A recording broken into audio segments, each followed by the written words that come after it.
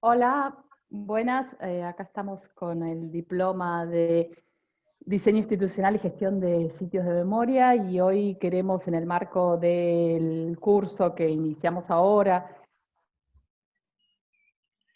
experiencia, poder charlar con, bueno, está Maru Mendizábal, que es docente del curso, y está Gisela Di Matteo, que es una de las coordinadoras de las aulas, Julia Araneta, que también es coordinadora de las aulas. Invitamos a Luciana Mesina para poder tener una charla hoy y poder comenzar a dialogar sobre las experiencias de los espacios de memoria y distintos temas que vamos a ir charlando acá en este rato que vamos a dialogar.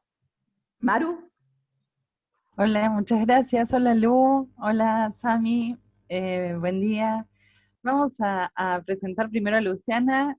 Luciana es una compañera, una investigadora y docente que viene desarrollando trabajos sobre espacios para la memoria, sitios de memoria, hace muchos, muchos años ya. Se doctoró en antropología en la Facultad de Filosofía y Letras de la Universidad de Buenos Aires, con una tesis sobre los espacios de memoria, uno en particular, y ha desarrollado prácticas de investigación y es parte de distintos grupos y equipos, tanto en el Instituto de Desarrollo Económico y Social, en el Núcleo de Estudios de Memoria, como en la Facultad de Filosofía y Letras de la UBA, a partir de un proyecto UBACIT que ya tiene bastantes años, y no quiero olvidarme de ninguna de las cuestiones importantes, pero es docente de la Facultad de Filosofía y Letras, y ha publicado infinidad de artículos y capítulos de libros acerca de los espacios para la memoria, y estamos muy contentas de poder compartir este tiempo con vos, Luciana, eh, y tener esta oportunidad que nos da la virtualidad de poder conversar, aunque estemos las tres lejos, con un amplio grupo de participantes de esta titulación, acerca de algunos ejes que pensamos que son centrales o nodales en el desarrollo de los espacios para la memoria.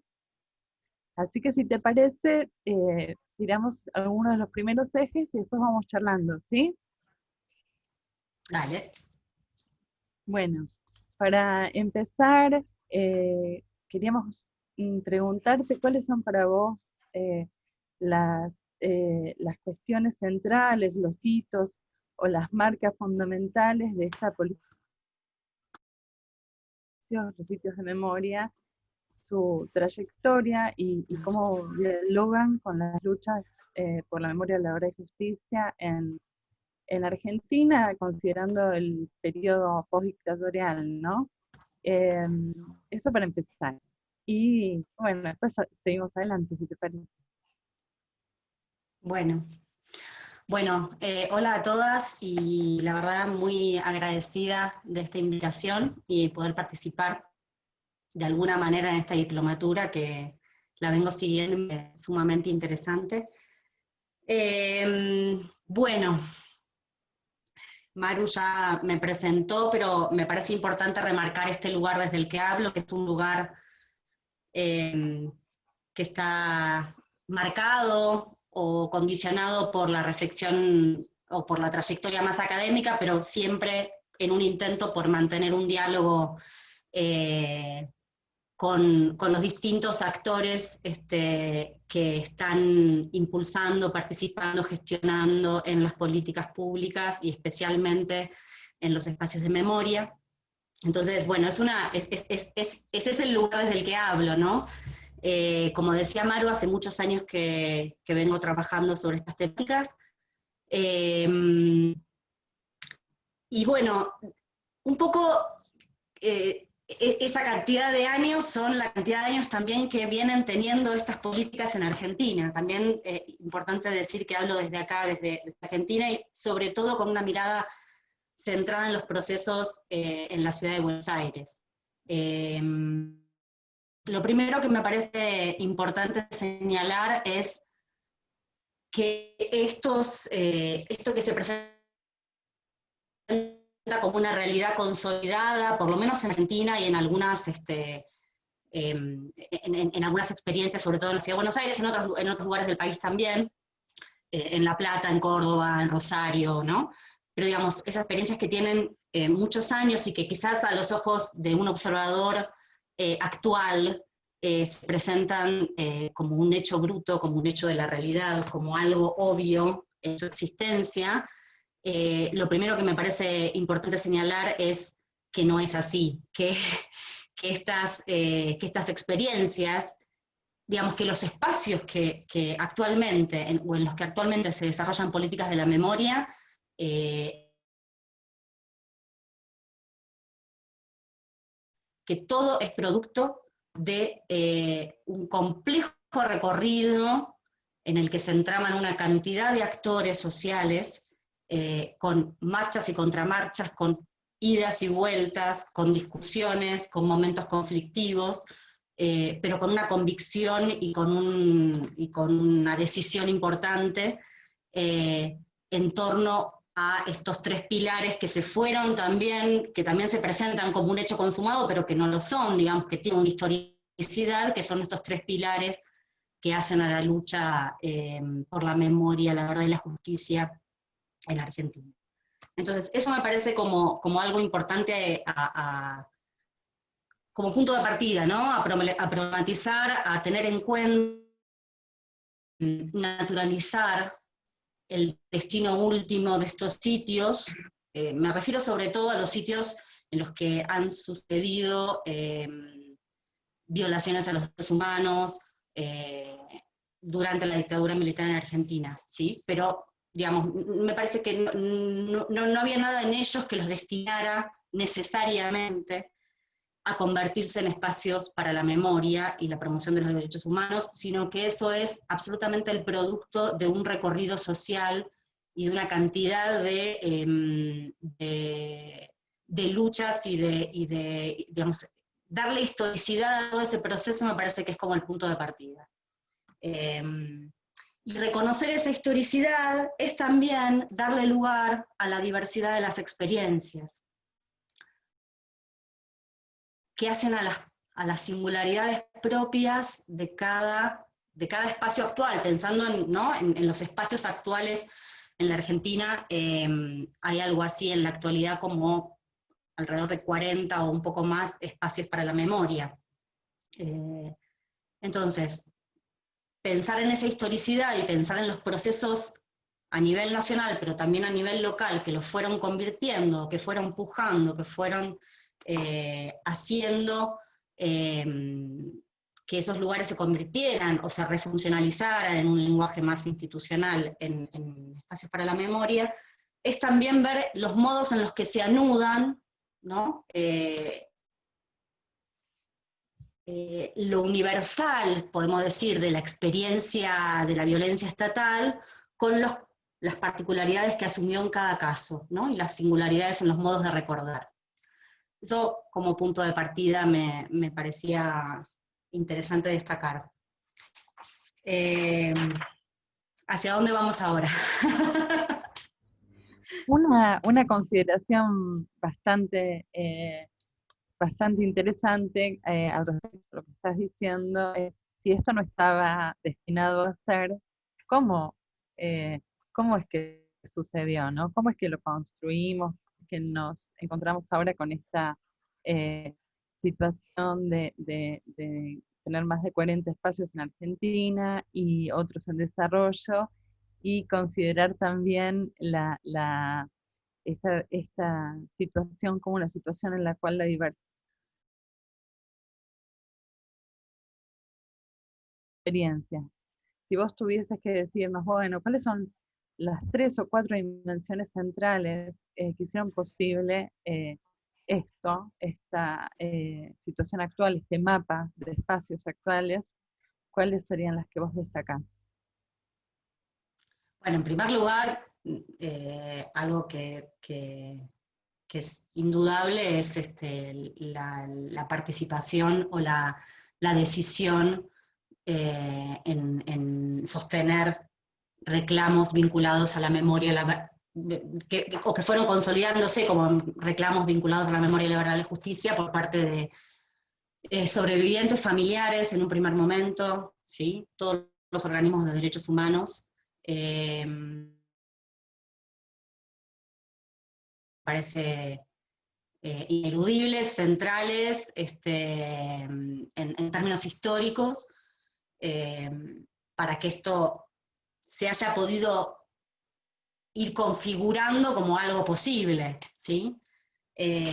Los sobrevivientes y sus testimonios, la dimensión testimonial, también me parece como algo fundamental. Los distintos actores locales también, y por supuesto las decisiones políticas de aquellos que ocupan cargos a nivel estatal, es también, por lo menos en el caso argentino, desde el 2003-2004, hubo como una decisión muy clara también en torno de dar la posibilidad de que esto suceda y se concretice a nivel institucional. Porque también hay como digamos, las normativas no son, no discurren por un canal otro, sino que dan una materialidad y un anclaje también, y un encuadre, me parece, a todas estas experiencias, que es fundamental también tenerlas en cuenta, ¿no? Como tratar de ver cuáles son las normativas en cada caso que hacen o que posibilitan el desarrollo de determinadas políticas, cómo se articulan entre sí, ¿no? Digamos, hay como una cantidad de cosas a tener en cuenta funcionarios a nivel del Poder Ejecutivo, sino también los distintos poderes, cómo fueron actuando y cómo fueron habilitando a nivel legislativo y a nivel judicial, por supuesto también, bueno, que estas políticas, dentro de las cuales se inscriben los espacios para la memoria, hayan podido desarrollarse. Sin duda hay una tracción en el sentido de traccionar de ciertos actores sociales que es ineludible, ¿no? Sobrevivientes, familiares, los organismos en general, algunos otros actores sociales, ¿sí? que siempre fueron acompañando estas causas.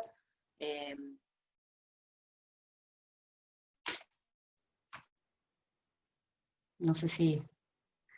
Sí, a mí quería hacer una pregunta por ahí en este vínculo entre los distintos actores ¿no? que intervienen en la conformación de estos espacios, y también cómo se relacionan esos distintos espacios entre sí, porque no son, ¿no?, espacios aislados, sino que estos actores se potencian en su propia relación. ¿Qué pensás, digamos, o qué ves con respecto a las nuevas generaciones, ¿no? Porque son como las depositarias de esos espacios, de alguna manera, donde se transmite, se construye también la memoria, y a su vez, digo, también son parte de esos espacios, por ahí no en su momento original, pero sí en funcionamiento, ¿no?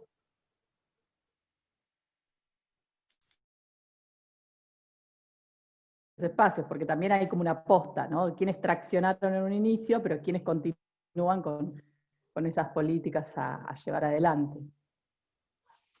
Totalmente. Me parece que esto que decís es central, que tiene que ver con, bueno, primero pensar cómo se gestaron estos lugares o cómo fueron posibles de ser imaginados, ¿no? Pero también cómo estos lugares, por lo menos en la experiencia que yo tengo de mi propia experiencia de investigación y también de haber leído muchas investigaciones de otros colegas, ¿no?, en sus distintos niveles y estados, es que son espacios en donde la transmisión es como central en estos espacios, ¿no? Son en donde se articulan modos de hacer también, ¿no? Y entonces son espacios de encuentro, digamos, la palabra de encuentro me parece que es como central. No solamente encuentro a nivel intergeneracional, sino intrageneracional también. Y son espacios en los que se legan, bueno, hay un legado histórico, ¿no? En algún lado yo digo, son espacios que nos constituyen en testigos de los testigos. O sea, hay algo ahí que me parece que es importante trabajar, porque además hay una, digamos, hay una finitud, somos seres humanos, somos finitos, consolidando y para seguir robusteciendo y enriqueciendo estos espacios.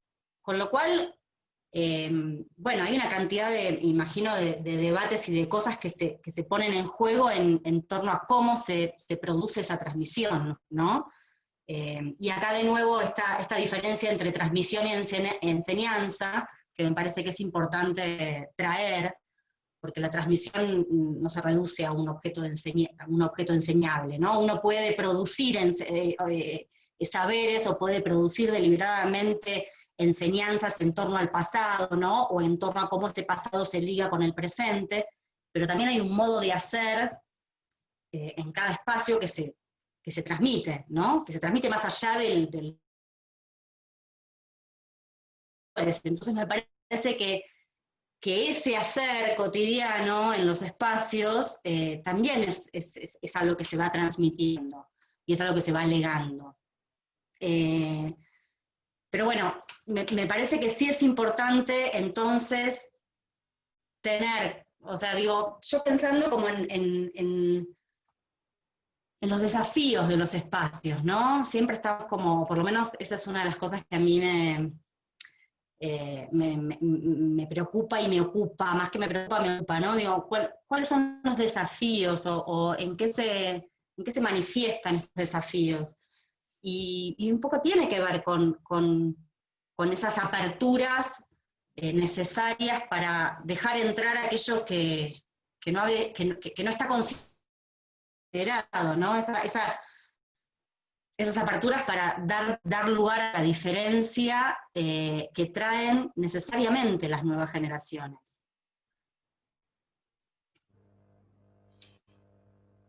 Sí, es muy interesante lo que aportás en muchos sentidos. Me gustaría marcar dos, digamos, por un lado, las ideas primigenias, o sea, de origen, cuando se inician estos procesos, y después como imponderables, todos los otros procesos de aprendizaje y experiencia que se van desarrollando, ¿no? Entonces, era como un imponderable pensar que la metodología de laburo en los propios espacios podía ser parte de la experiencia de aprendizaje y de transmisión. Y eso es muy, la verdad, muy interesante. En sentido, una de nuestras preguntas y eh, nuestras cuestiones para resolver o para hacer más preguntas en esta charla es pensar hasta qué punto los espacios se van volviendo repositorios de memoria, lugares de referencia a la memoria colectiva, cómo dialogan con otros procesos, por ejemplo, los procesos judiciales. Hemos tenido una contemporaneidad de las activaciones de los espacios y los juicios. Y actualmente también hay varios juicios. En Danza esta misma semana se inició uno por el infierno, Quilmes, y el otro centro Banfield. Y Banfield. Son espacios que están recuperados al mismo tiempo. Bueno, un poquito la pregunta sería entonces, ¿cómo dialoga, cómo se construye esta memoria colectiva, o qué aportes se hace a los espacios, y qué indicadores tenemos de un diálogo entre estos procesos de memoria, verdad y justicia y los juicios en sí con las activaciones en los sitios, ¿no? ¿O qué preguntas podemos hacernos? Bueno, una primera cuestión es, bueno, la relación con los juicios en la emergencia o en los primeros momentos de institucionalización, cuando todavía se estaban recuperando, se estaban dando las primeras experiencias, fue central, digamos, con el desarrollo de las causas judiciales, ¿no? Ahí me parece que el lugar de los sobrevivientes y el lugar de ellos testimoniando en esos lugares, reconstruyendo sus experiencias con otros, teniendo como esa apoyatura de interlocución que es la materialidad misma de los sitios, ¿no? Digamos, ahí siempre hubo como, por lo menos en mi experiencia en el Olimpo, en esos primeros momentos, era como fundamental la interacción entre el lugar, los sobrevivientes recordando, con otros sobrevivientes, haciendo el esfuerzo de tratar de transmitir a un otro que esa experiencia, o hacerla inteligible o digamos, en interacción con los actores judiciales. Digamos, ahí hay como un nudo fundacional, por lo menos en los casos que yo conozco, que es bueno, eso, que forma parte como algo de la matriz medio fundacional. Entonces, la cuestión de cómo la justicia empieza a tener lugar, o el lenguaje judicial también tiene lugar en los juicios, en los sitios, o por lo menos en estos espacios, siempre hubo como un diálogo y como una interacción, y hay que ver en cada caso y en cada espacio cómo se dio eso. Lo que yo puedo, digamos, en muchos de los dispositivos memoriales, ¿no? O en los modos en los que aparecen en los soportes que se utilizan, en el tipo de testimonios incluso que aparecen en los sitios, en los espacios para la memoria, el lenguaje judicial está presente, ¿no? Creo que de diversas maneras. Hay una manera que tiene que ver con la legitimidad de aquello que se está contando, ¿no? La apelación a lo judicial como garantía de una verdad probada, ¿no? Entonces aparece ahí como el resguardo en torno a la emergencia de otros discursos que relativicen o que nieguen, ¿no? O que minimicen lo allí sucedido. Que en algunos otros casos permite decir lo que resulta muy complicado decir, o muy,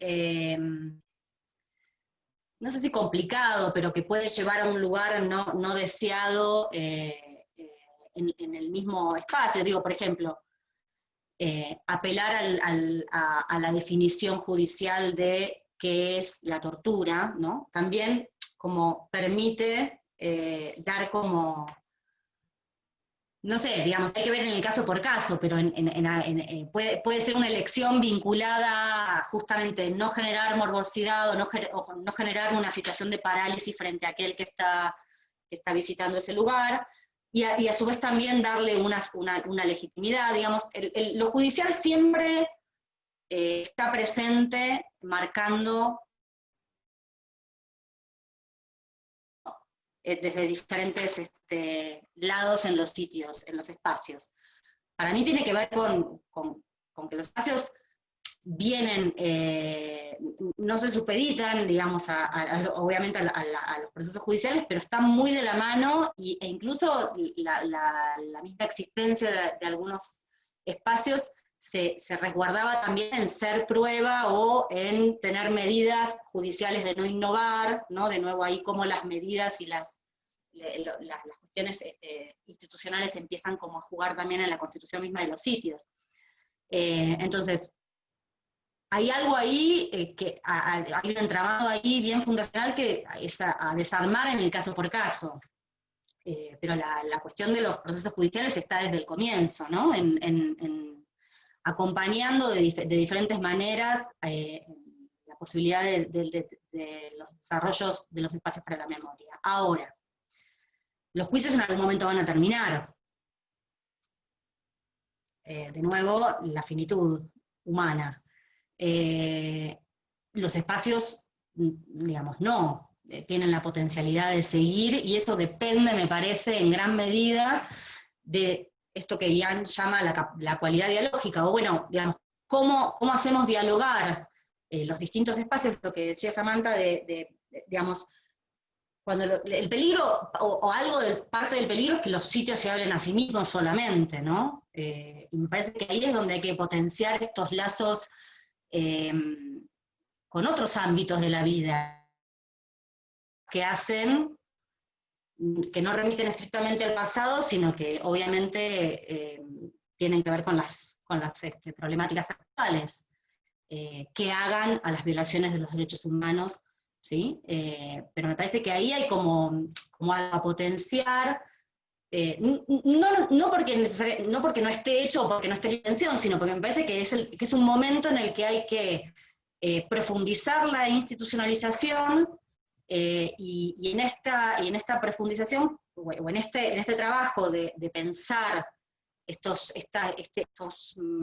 mayor arraigo, si se quiere, me parece que ahí está el desafío de cómo articularse entre sí, pero también con otros ámbitos de la vida social, digamos, ¿no?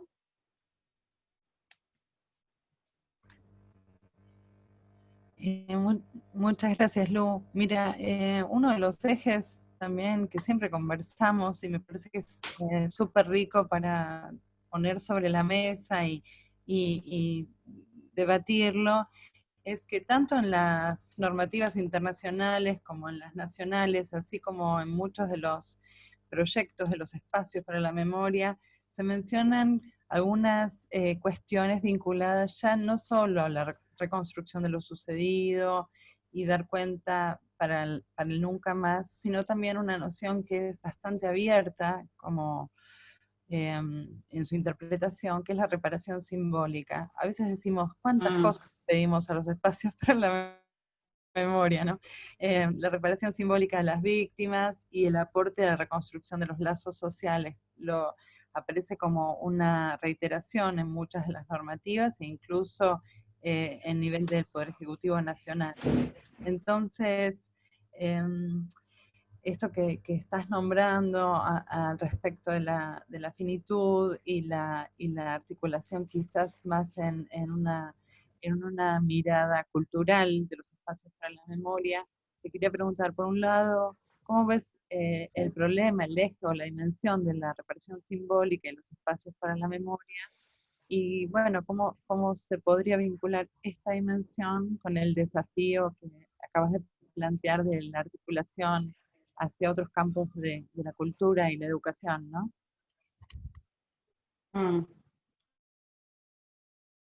Lo de la reparación simbólica, porque es cierto, aparece incluso cuando los estados son los que impulsan la creación de espacios, ¿no? Como modos de reparación simbólica.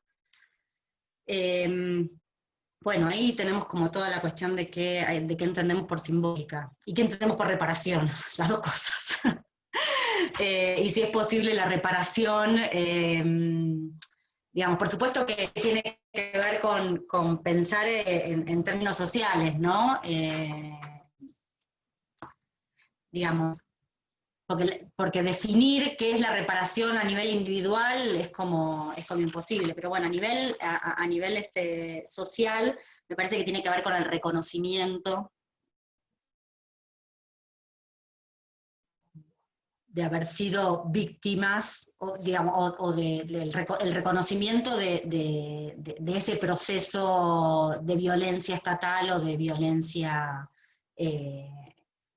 Por eso, depende de a qué pasado nos estemos refiriendo. Acá tenemos como, en nuestro caso estamos hablando de terrorismo de Estado, de violaciones sistemáticas a los derechos humanos. En otros casos, de otro tipo de violencia, también se presenta como la dificultad, si se quiere, o las discusiones en torno a cómo se establecen las fronteras entre víctimas y victimarios, digo, hay como, por eso, depende de cada proceso, de cada proceso que se esté intentando conmemorar, reparar.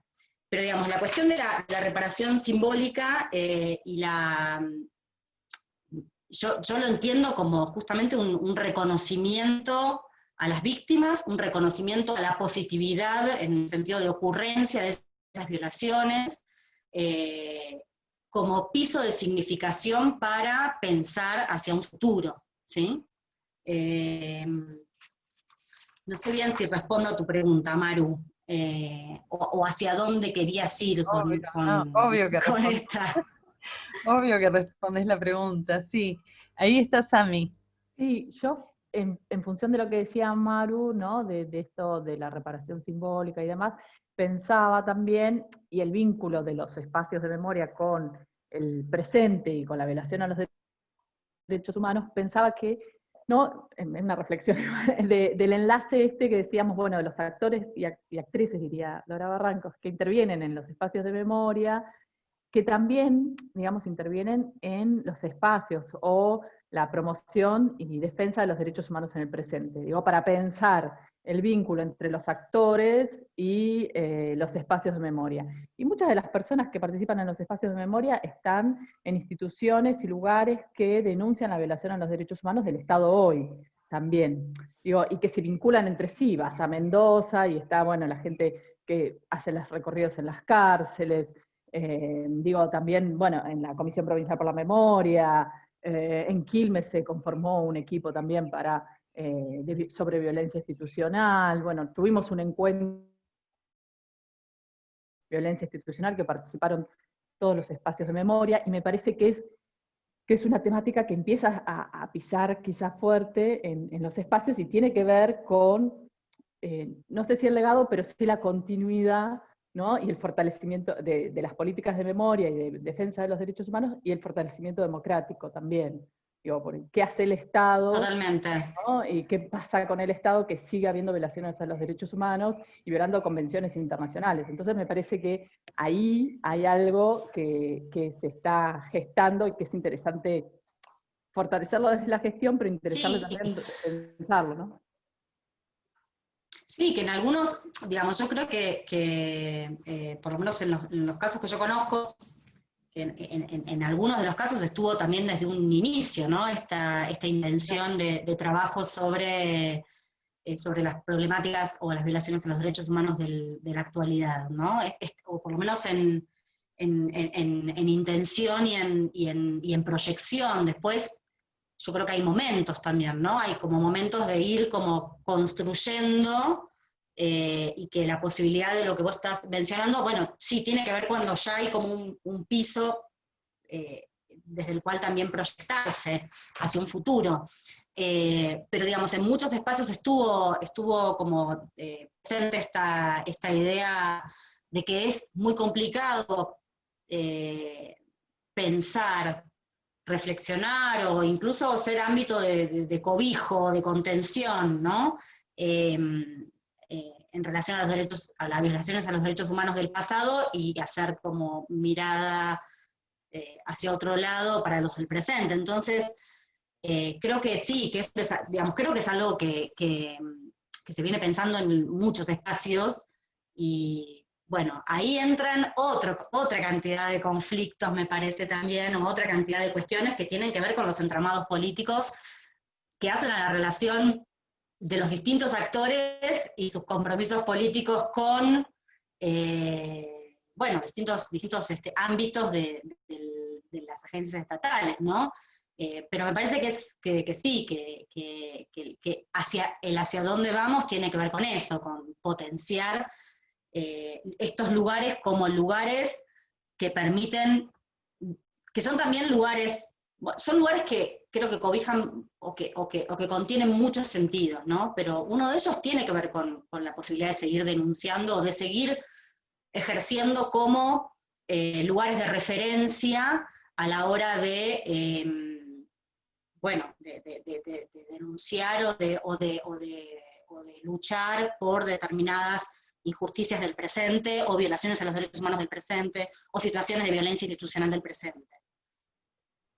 Sí, incluso hay algunos que justo la mente, la materialidad da cuenta de eso, ¿no? De esas violaciones. Digo, pienso en Comisaría Quinta de La Plata, en el infierno de Avellaneda, que fue después Brigada, en Quilmes, digo, que siguieron siendo lugares que alojaron, o comisarías que alojaron me acuerdo de esas disyuntivas que había hace un tiempo, perdón que te interrumpa, pero me acuerdo de esas disyuntivas que había. Perdón, pero tenía que ver justamente con la experiencia de la comisión. ¿Cómo hacemos para poner una placa denunciando las violaciones a los derechos humanos que se cometieron durante el terrorismo de Estado, cuando aún hoy estos lugares son sedes de violencias institucionales actuales? Entonces, como esas...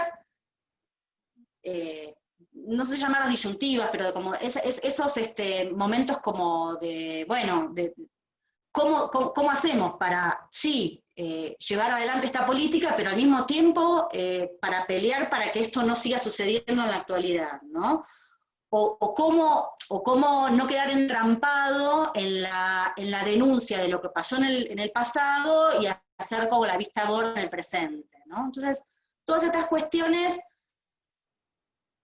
bueno, fueron cuestiones que se fueron como decidiendo en el momento que fueron pasando, porque también yo creo que hay algo que es importante decir en relación, de nuevo, a la experiencia argentina, porque es la que más conozco, que es que se fueron haciendo sobre la marcha, que los actores que fueron participando de las políticas y que fueron haciendo las políticas públicas de memoria, ¿sí?, no tenían un recetario ni algún tipo de experiencia profesional previa, ni algún tipo de, no sé, me parece que fue como mucho de armado artesanal y en cierta medida experimental, ¿no? De ir probando, de ir haciendo y de ir aprendiendo.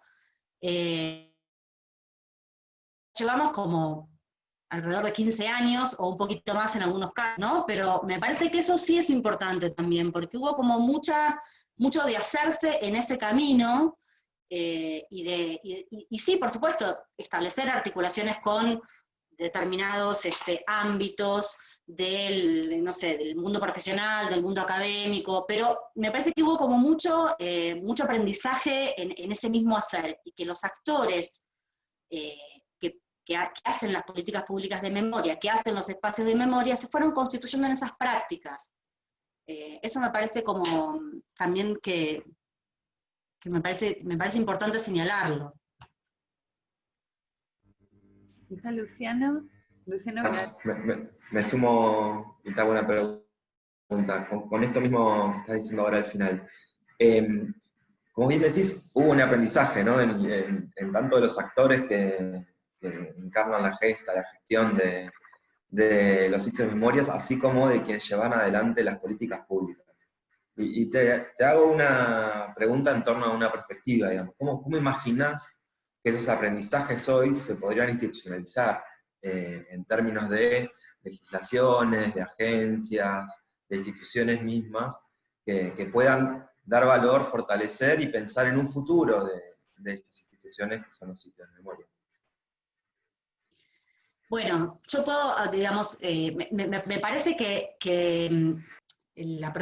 profundizar la institucionalización en este momento en el que estamos, me parece que es, por supuesto, profundizar los diálogos entre los distintos espacios, coordinación de estos espacios o de la dirección de estos espacios en relación con otras agencias estatales. Eso como en primera medida. Fortaleciendo los espacios de discusión también, con, por ejemplo, no sé, digamos, o las mesas de trabajo con distintos actores comunitarios, académicos, de distintas áreas, ¿no? Como abriendo los espacios, de nuevo, no porque no estén lo suficientemente abiertos, ¿no? Me parece que en muchos casos esto es claro que es así, pero me parece que siempre como lo que yo veo de cómo se fue consolidando la construcción, siempre es abriendo la discusión y tomando las decisiones de un modo o lo más consensuado posible. Me parece que ahí hay como una clave de construcción lenta pero segura, digamos, que cuando viene como de una decisión, la construcción de abajo hacia arriba, digamos, que cuando viene como solamente de alguna decisión que no tiene un basamento o que no tiene un acompañamiento, no solamente de los actores que están haciendo ese espacio, sino también de la comunidad local y de otros actores que también están mirando esos espacios, el mundo académico, los intelectuales, el periodismo. Entonces, me parece que ahí hay como, bueno, se va lento, pero los pasos son como, tienen como otra consolidación.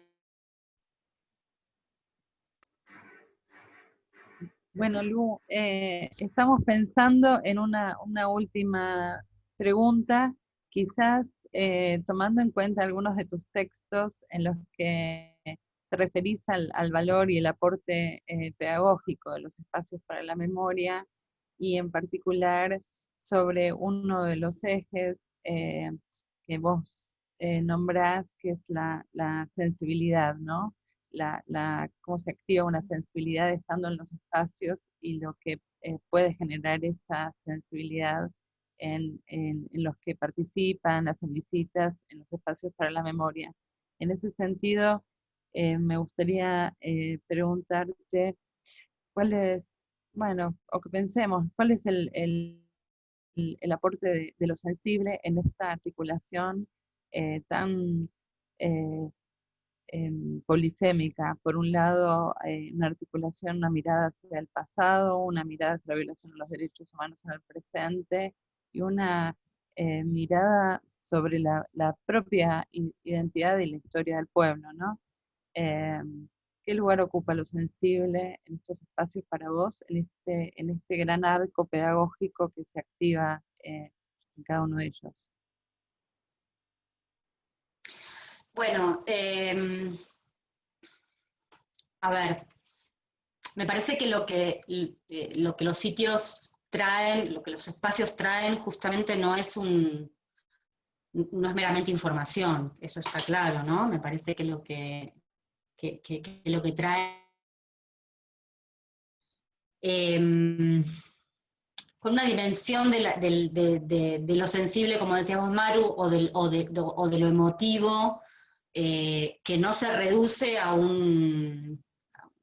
algo meramente vinculado a la información, y que están tramados me parece que como que la dimensión material también ahí tiene como un aporte, ¿no? Si bien obviamente lo material no habla en sí mismo, siempre requiere de una pregunta, ¿no? Me parece que hay que sí habilitan la emergencia de lo sensible como modo de conocimiento también, ¿no? De dar paso a una reflexión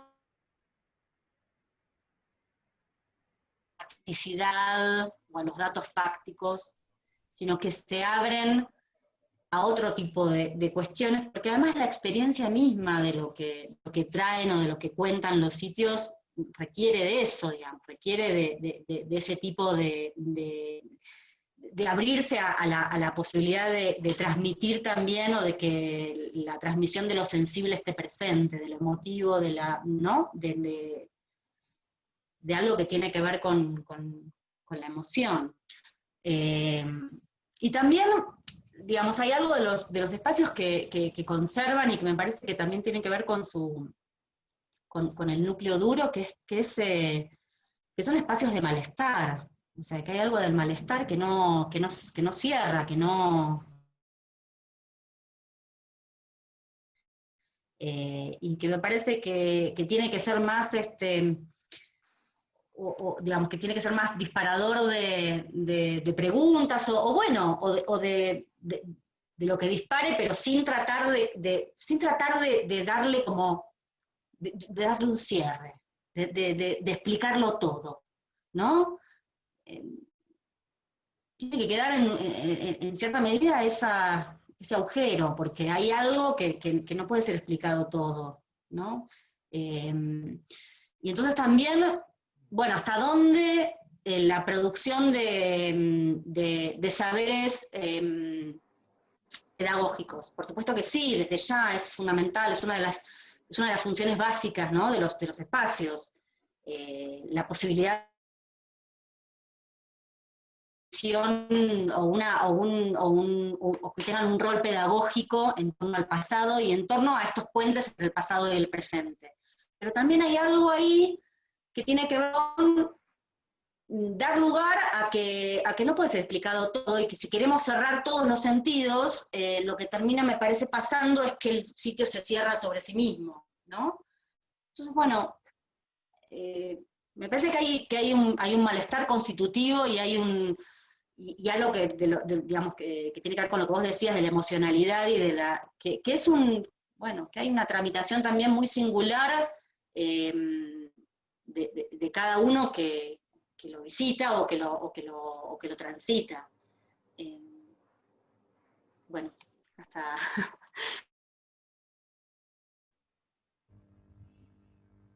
Bueno, muchas gracias, Lu. Tuvimos mucha suerte de poder conectarte y algunos momentos de conexión lenta, sin embargo, fue clarísimo y súper rico. No sé, los compañeros. Muchísimas gracias, Luciana, por acompañarnos en este espacio. Seguramente te vamos a volver a llamar en otra instancia del diploma. Así seguimos charlando. Me encanta. Sí, está buenísimo.